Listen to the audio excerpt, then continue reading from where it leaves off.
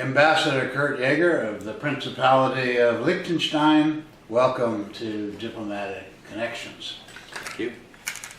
Your country can trace its roots back to the 1600s, if not further. Why is this 300th anniversary special and being celebrated? What does it mean? Well, as you know, the country has its name from a family, the princes of Liechtenstein, and it was exactly 300 years ago that something happened. It was a legal instrument. It was a unification of two parts of the country. We call them the lower land and the upper land. And when that happened, the country officially got its name, Liechtenstein. A couple of years before, in 1699 and in 1712, the two territories were bought by the princely family. I can explain why that was the case.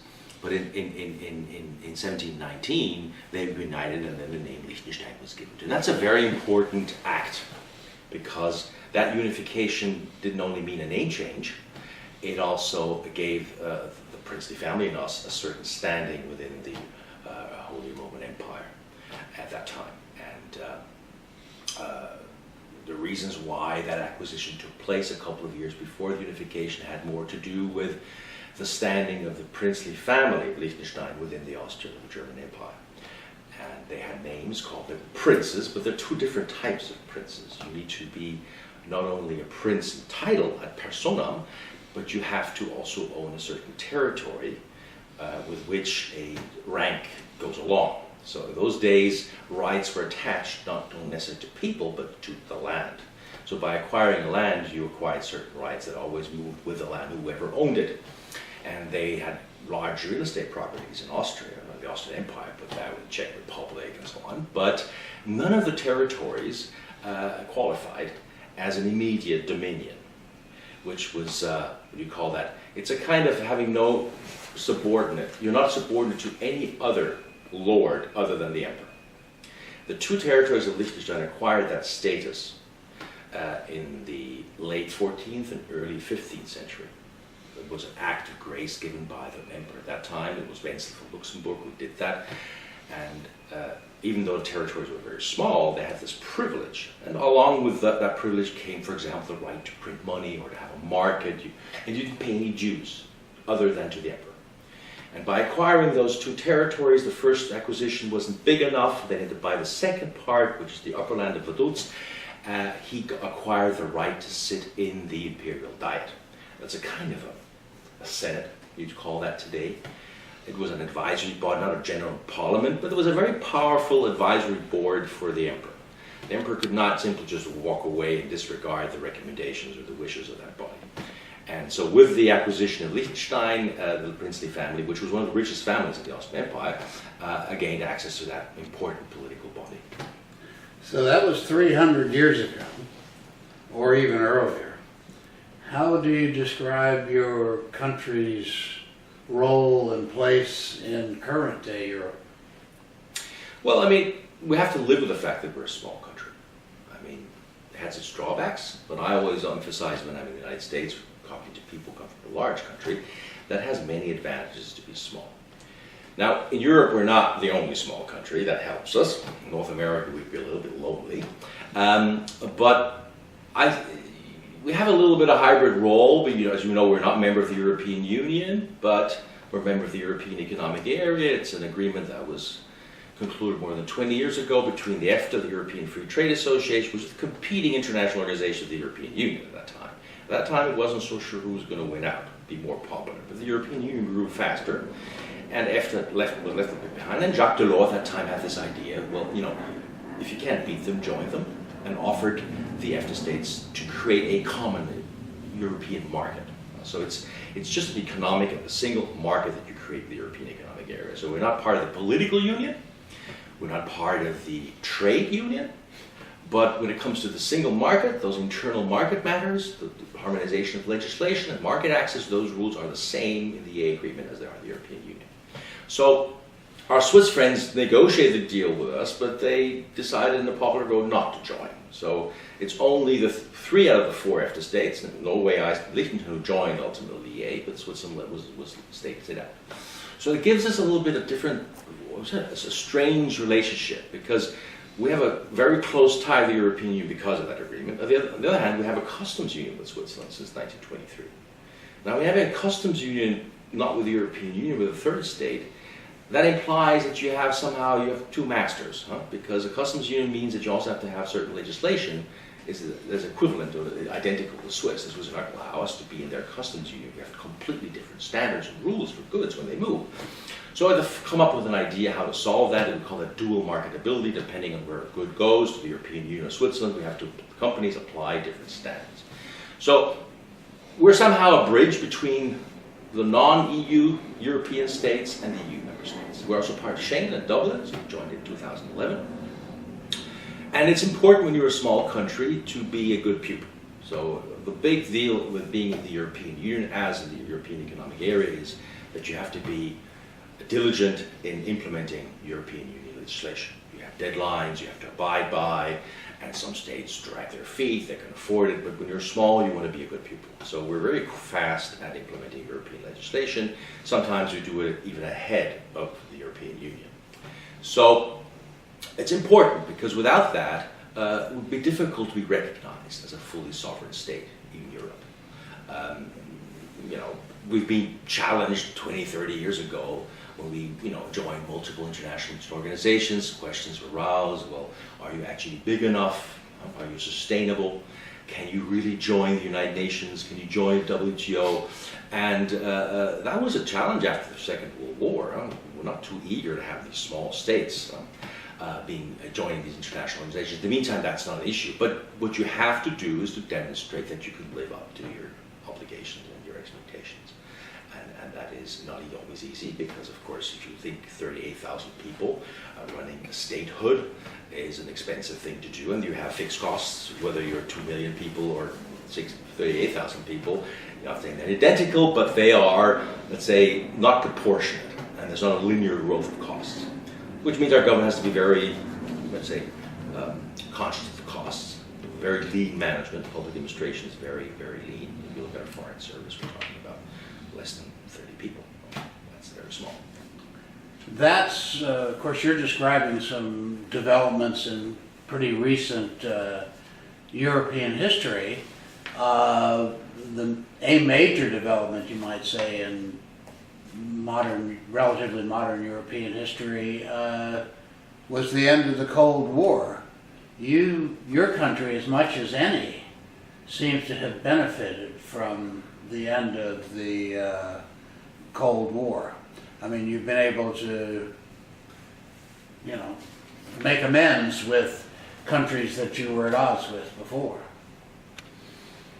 Well, I'm not so sure that the Cold War was an important turning point. The First World War was a really big turning point in our history, because with the collapse of the Austrian Empire, losing customs union with the Austrians, is a huge empire, over 500 million people, and then the switch to the Swiss. That was a difficult time. We were neutral to World War, so we're never involved in the war. We abolished the army in 1866, so we're can't even defend ourselves. The Cold War, we benefited, of course, from the umbrella, the safety security umbrella, which NATO, the Allies, provided in Europe, obviously. We would be able to defend off an attack from the Soviet Union those days. The fact that it collapsed the Soviet Union, it didn't have that much a bearing on us. If you look at our trade relations, of course, joining the EA meant that all the new European member states from the Central European continent, we have excellent trade relationships with them, but they're not the most important. Germany or Austria, much more important. The US, second largest trading partner. It's growing, of course, because the wealth of these countries is growing. But it's not that the fall of the Berlin Wall had somehow opened huge opportunities for us. The growth was rather gradual. If you look at what happened with our Asian markets, or even with the North American market, that was a much more spectacular growth since, let's say, the late 80s and early 90s. But there had been these very difficult relations at the end, after World War II. You mean with the Czech Republic? And Poland. because of the seizure of princely territories, and now that's being amended. Well, it was really the territories in today's Czech Republic. It's Moravia primarily, but not only, also Bohemia, with the Beneš decrees. Not directly Beneš decrees, but decrees that were adopted at that time. That was an issue because the Czech, at that time, Czechoslovakia decided to expropriate all German nationals because of the Second World War, and we think in an act of mistake, the Liechtenstein family was labeled as a German citizenship, and then they expropriated the entire properties they had there, and we have been arguing with them. For us, it's difficult to accept because claiming that the Liechtenstein family was, and all Liechtensteins were Germans, and meant, that we'd be somehow associated with the German Reich, which we never were. We were neutral to the war, and we were certainly not friends of the Germans at that time. So it's a matter of sovereignty. It's a matter of recognition of our independence and our sovereignty by claiming that we're to be treated like Germans. So there have been some legal disputes about that, and it's still going on in courts in the Czech Republic now. It's not entirely solved. What we did is the governments at that time, Czechoslovakia, the Czech Republic, and Liechtenstein decided that we can argue this legally, but we want to have diplomatic relations, and then we created a commission of historians, parity, 50% Czechs, 50% Liechtensteiners, who did about a 15-year work on working up the history since the Middle Ages up until after the Second World War, to document exactly what happened, which is supposed to help also finding a political solution to the dispute. But it's been in the recent years that you have expanded diplomatic relations. You now have 9 embassies. You have 8 embassies. What was the impulse of that? Why did you decide, for example, that you needed diplomatic relations with the United States, which commenced in 2002? Right. Well, if you look at the history, the first embassy, of course, was Bern. That time was the most important trading partner. It made sense to have an embassy there. But then, if you look at where did we open embassies, it was normally we joined international organization. When you're a member of an international organization, you need to have a permanent representation. That's part of your duties as a member. So if you look at the map of countries where we have a representation, it's where we are also a member of international organizations. Council of Europe in Strasbourg, in Geneva, WTO, Brussels because of the European Union, New York because of the United Nations, Vienna bilateral embassy, but also a member of the OSCE. UN, sister organizations are also there. So the only country where we actually have an embassy, but without being a member of an international organization that's located there, is Germany. Berlin, we have an embassy that was opened quite lately because simply it's 80 million German-speaking people. It's the biggest export market. And talking in terms of your world, it's also from a media point of view a very important place, because whatever happens in Liechtenstein, the country that will first report on what happens in Liechtenstein is going to be the German media, in Austria and Germany. So you need to be able to reach out to the media world, to the community, to the public, also to inform the public about facts. And sometimes something happens, and we had a few issues with tax issues in Germany. If you're not there on site, it's very difficult to develop a relationship and to provide accurate information. So the United States is simply, we had an embassy first in New York. It's very difficult, if not, some do it, but I believe it's not possible to serve as an ambassador to the United Nations properly if you're working in New York. If you're United Nations and at the same time accredited to the United States, time-wise, you just can't do that. So it just makes sense to have an embassy. And the U.S. is our second largest trading partner. It's a huge, nation in every respect, politically, economically, where that's why the government said it just makes sense to have an embassy in Washington, D.C. And since then, I must say the relationship has also tightened very much. Would you like the United States to create an embassy in Vaduz? Well, we have an ambassador. Ag McMullen is granted to Liechtenstein, but he's residing in Bern, so that's a tradition in the United States that the U.S. ambassador to Switzerland is equally also ambassador to Liechtenstein. No ambassador granted to Liechtenstein is resident in Liechtenstein. They all are either in Bern or even in Geneva, and at the same time serve Liechtenstein. It's only, from Bern it's an hour and a half, not even a drive. So being full-time in Liechtenstein as an ambassador, we understand that that would probably not be proportionate in terms of resources that you would devote to the relationship. Now, as you mentioned earlier, the joining these different organizations, particularly the European ones, has required adaptations and changes in various policies. And you have a quarter of your economy, almost a quarter of your economy, devoted to finance. And a lot of rich people live in your country.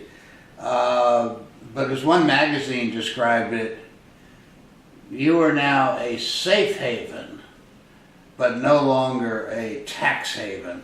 What does that mean, and how does your government deal with the issues of tax avoidance and money laundering? Well, we didn't invent that word, safe haven. It's difficult to interpret what that exactly is supposed to mean. I assume what they wanted to label with that expression is that the word tax haven is as old as tax evasion probably is an expression. And then you play with words, we call it a safe haven versus a tax haven. The safety aspects has to do with the fact that it's not the taxation that should be the attraction for investment.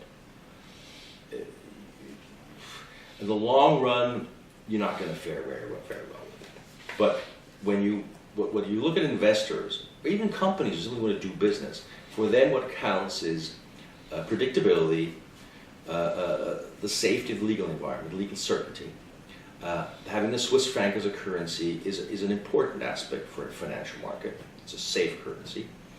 If you look at their legislation, it's a very strict financial regulation, as we have taken over the entire European legislation on financial services, which is an asset.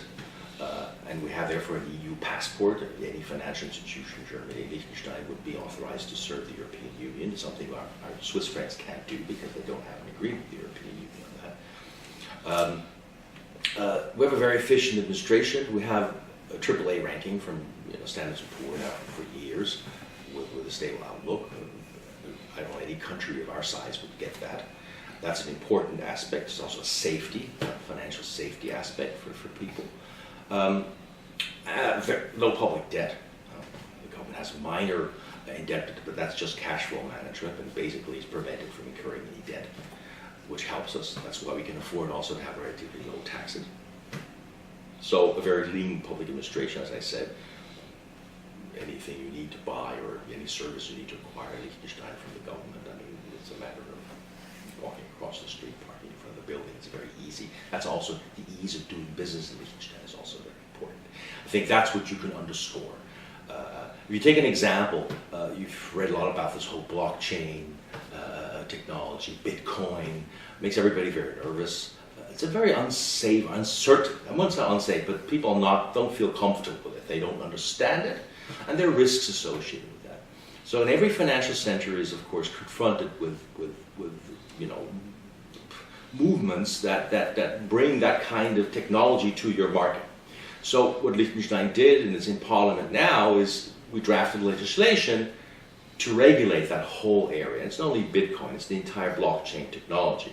Because our belief is it's too dangerous not to regulate it because something can happen and then you have a reputational damage. And when you're a small country, believe me, reputational damage is quite severe. I mean, if you're a big nation, something happens somewhere, it's maybe a week or two in the media and it's gone, but not in a small country.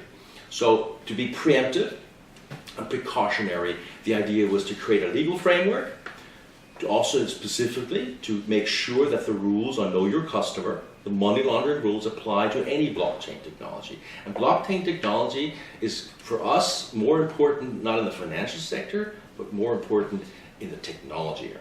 You look at the possibilities of protecting intellectual property and patents, transferring sensitive information from one place to another. Blockchain technology is very efficient and very safe to do that. And that's where we believe the future is going to be. Banking or financial transactions will be always a part of it, but the financial sector has been quite advanced already using that technology. The real growth is going to be in the other areas. So that's also the idea the government is pursuing is we want to be a safe place to invest and not provide uncertainty for investment. Well, you anticipated my next question, so in the written version of this, that my next question may appear in the middle of this answer.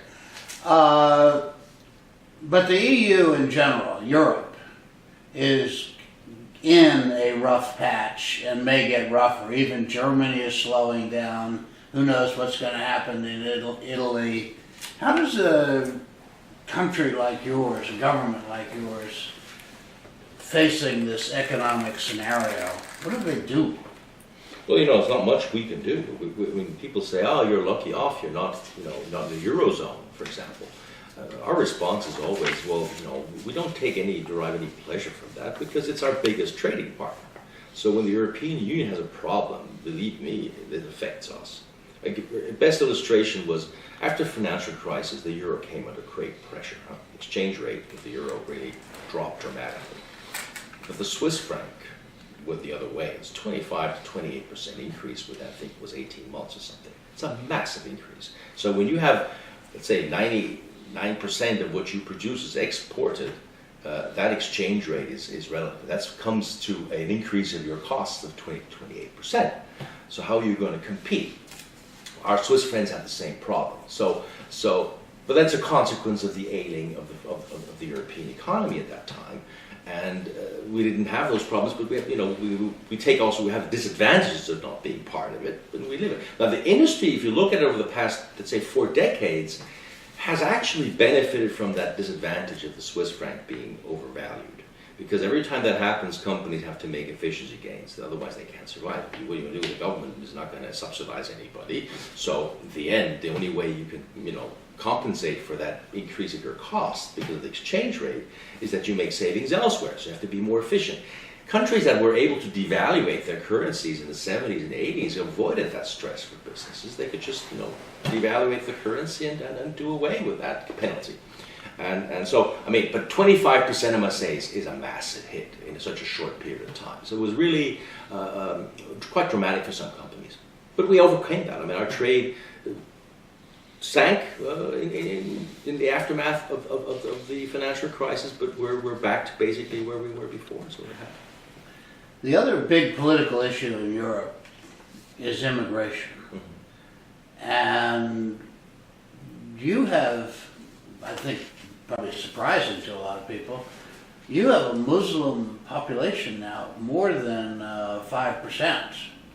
And they obviously weren't born there, most of them.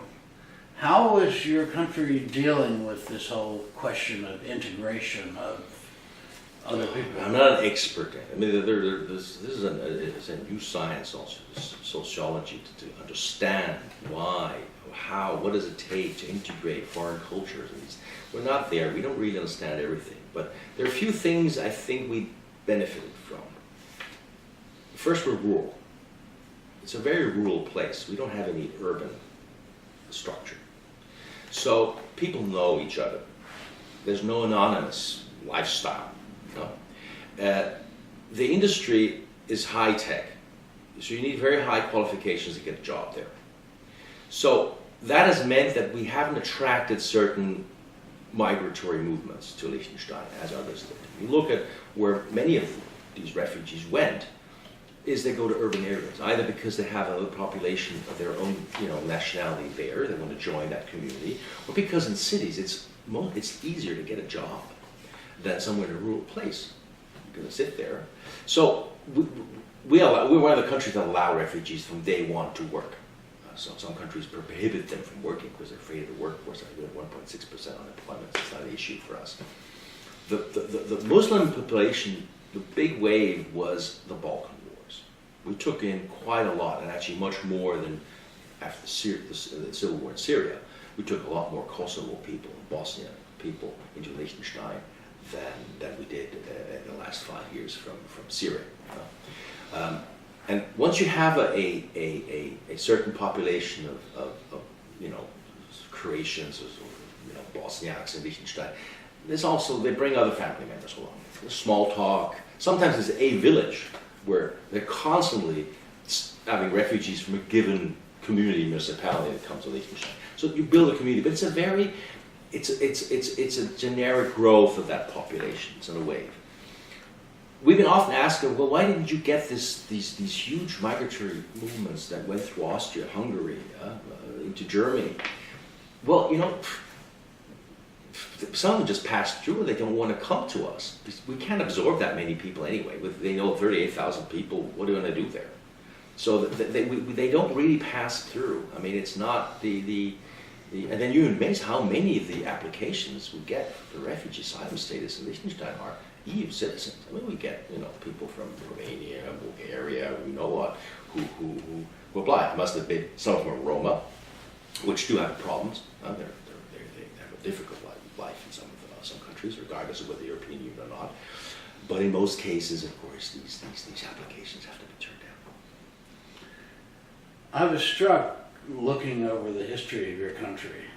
You've been neutral, a non-military, neutral nation that doesn't get into wars. But you really suffered economically after the first war because you got sanctioned by the Western allies. And things really got bad after the Second War, in which you were not a participant. Looking at this history, you have a real stake in a peaceful Europe. Oh yeah, I think everybody has a stake in a peaceful Europe. I think who would benefit from the non-peaceful Europe? No, it is dramatic. Liechtenstein after the First World War is probably one of the poorest countries in Europe. You would put this in very, very impoverished Central European countries after the fall of the Berlin Wall. The population was, after the Second World War, about 10,000 people. So nearly 4 times more people today. If you look at our income, completely different. It was at large an agrarian society. Our industrialization, we had a movement in the 19th century, it was a textile industry. It was interesting. Because we were part of the Austrian Empire's market, the Swiss companies started building factories in Liechtenstein. Because producing in Liechtenstein was, for the Swiss companies, a way to access this huge single market, the Austrian Empire. So it's a little bit like the other way around. Companies coming to Liechtenstein today because they can access the European Union market. But there was 3 factories that were specialized in textile. It was water, was there, cheap labor. But the real industrialization happened after the Second World War. And there was a lot of also action from the government that had induced that industrialization. The legislation, the corporate legislation that was introduced, we received most of the administrative law from the Swiss system, a very efficient public administration. We did away with the Kafkaesque Austrian way of doing administration, and all these things made it easy to invest and to do business in Liechtenstein. And then investing in education. The fact that we're so small meant that all people who want to do academic studies have to go abroad anyway. So the academics up until, we had our university was founded 2 decades ago, but before they had to go to Germany, Austria, whatever, to study. So you had all these qualified people coming back in, and that was a big key. We have a real problem today of getting enough staff. We have with 1.6%, 1.7% unemployment, you're overemployed. Because you have a structural unemployment always in the range of 1.5%. That's inevitable. Ambassador Kurt Jaeger, Principality of Liechtenstein, on behalf of Diplomatic Connections, thank you very much for joining us. Thank you so much for listening to me.